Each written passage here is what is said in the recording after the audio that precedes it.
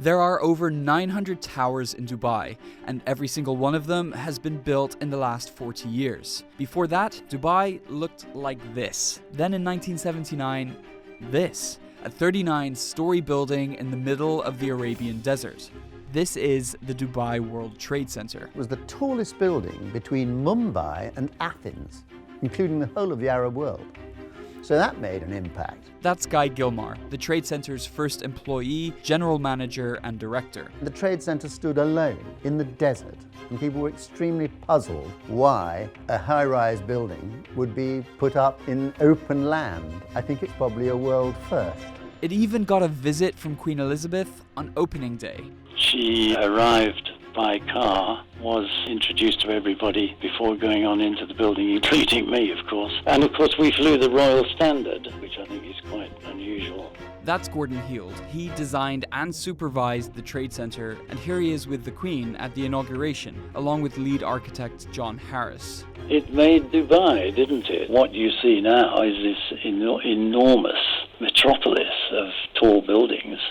And it was the Trade Center that set it all going. It may seem obvious now. Build a business center in one of the wealthiest nations on the planet and you'll attract global companies. But in 1970s Dubai, this was something new. Next to Gordon in this picture is Sheikh Rashid bin Saeed Al Maktoum, the ruler of Dubai and the prime minister of the newly formed United Arab Emirates. It was his idea to build the skyscraper Trade Center in the first place. For centuries, Dubai's main industry was pearl harvesting.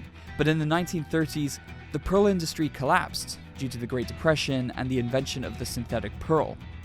But a few decades later, Dubai had another largely untapped resource waiting to flow into the market. In 1966, Dubai found oil, and estimates show that the population grew by 1,000% over the next 40 years. By 1991, black gold accounted for around 50% of Dubai's GDP, creating a rich environment for new business. Sheikh Rashid used the proceeds of Dubai's oil to develop the city's infrastructure, including the Trade Center. What he really wanted to do was to make a statement that the Dubai side was in business, and also a signal to Abu Dhabi that, we are your rivals and we are really coming after you. Building the first skyscraper in a nation isn't all straightforward, though. For one, the sand in the desert wasn't right for the cement. We actually had to use sand from the beach in its place, which seems a rather strange thing to have to do in a desert. As nobody had seen such a tall building before, rumors were quick to spread. There were lines of lampposts not far away, which were not quite vertical. And I think that's what started the rumor that the tower was actually leaning. And if that wasn't enough, when they reached the 10th floor of the Trade Center, Sheikh Rashid decided he wanted it taller, so demanded extra floors to be put on. Originally, it was designed with 33, then they increased it to 39. Today, the 1.3 million square foot tower is home to 500 events a year, attracting 3 million people from 160 countries.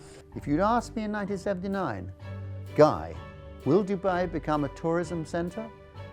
I'd have said, what are you smoking? I think that the element of skepticism about why there's so much money being spent on this immense tower and the surrounding buildings quickly evaporated, because the niche that we were able to exploit was to establish it and establish Dubai as the premier business address in the Middle East.